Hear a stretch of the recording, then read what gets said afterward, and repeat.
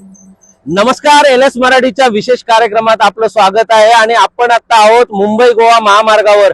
हाच महामार्ग बहुचर्चित आणि प्रतीक्षित असणारा हा महामार्ग आहे, कारण मुंबईवरून गोव्यासाठी आणि गोव्याकडून मुंबईकडे जाण्यासाठी हा जो पर्याय आहे याच महामार्गावर आता आपण आहे। आणि की या मुंबई गोवा महामार्गाचं सिंधुदुर्ग जिल्ह्यातील 98% काम जे आहे ते पूर्ण झालेलं आहे। मात्र जर रत्नागिरी असेल किंवा रायगड जिल्हा असेल या दोन्ही जिल्ह्यांची परिस्थिती पाहिली तर मात्र अतिशय दयनीय अवस्था जी आहे ती पाहायला मिळते। महामार्गाचं काम, या नॅशनल हायवेचं काम जे आहे ते कुठे रखडलं हे मात्र अद्यापपर्यंत स्पष्ट झालं नाही। मात्र या महामार्गाची शुभारंभ जो होता तो 14 वर्षांपूर्वी या जिल्ह्यामध्ये म्हणजे सिंधुदुर्ग जिल्ह्यामध्ये याची मुहूर्तमेढ जी आहे ती केंद्रीय मंत्री नितीनजी गडकरी यांच्या शुभ हस्ते रोवण्यात आली होती। आणि त्यानंतर पुन्हा एकदा 14 वर्षांनंतर हे नितीन गडकरी पुन्हा एकदा सिंधुदुर्ग जिल्ह्यात आले आणि औचित्य होतं ते खासदार नारायणराव राणे यांच्या वाढदिवसाचं। आणि यावेळी खासदार नारायणराव राणे यांना शब्द देताना,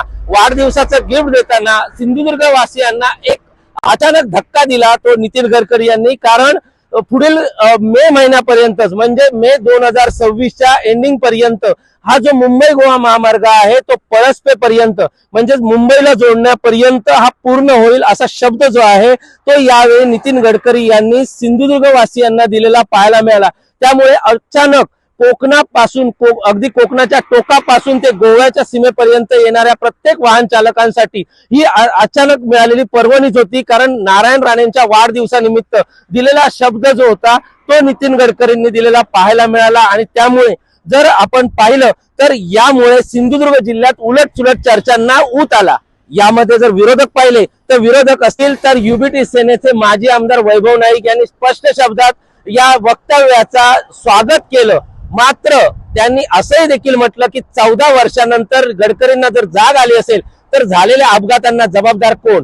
14 वर्ष जे कॉन्ट्रॅक्टर ठेकेदार हे जे रस्ता सोडून रस्त्याचं काम टाकून पळाले त्यांच्या त्यांची नेमकी कारण काय आहेत याचा देखील तपास होणं हे गडकरींनी करावं असं देखील एक सूत्रवाद जो आहे तो वैभव नाईक यांनी व्यक्त केला। तर निलेश राणे जे विद्यमान खासदार कुडाळ मालवणचे आहेत त्यांनी देखील म्हटलंय की या प्रकरणाची संपूर्ण जी प्रोसिजर आहे ती पूर्ण झालेली आहे। त्यामुळे मे अखेरपर्यंत हा जो रस्ता आहे हा पूर्ण होण्यास काहीही अडचणी राहणार नाहीत असा वक्तव्य जे आहे ते आमदार आहेत निलेश राणे यांनी केलेलं पाहायला मिळालं। मात्र या संपूर्ण या प्रतीक्षेत असणाऱ्या मुंबई गोवा महामार्गाचं काम जे आहे ते मे अखेरपर्यंत पूर्ण होतं का हे देखील पाहणं तेवढंच महत्वाचं ठरणार आहे। मात्र ज्या पद्धतीत गडकरी बोलले की या कामाचा एंड जो आहे तो मे अखेरपर्यंत पूर्ण होईल, पावसाच्या आधी पूर्ण होईल, मात्र या रस्त्यावरून जाणाऱ्या या महामार्गावरून जाणाऱ्या प्रत्येक प्रवाशाला हा आनंद जो आहे तो व्यक्त करता येईल का? आणि हा जो आनंद आहे वाहन चालकांमधून जो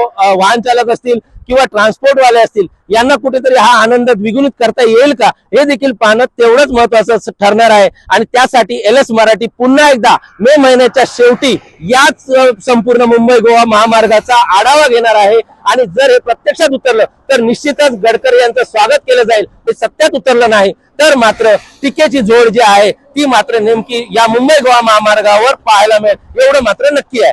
व्हिडिओ जर्नलिस्ट आणि विशाल रेवडे, एलएस मराठी, सिंधुदुर्ग।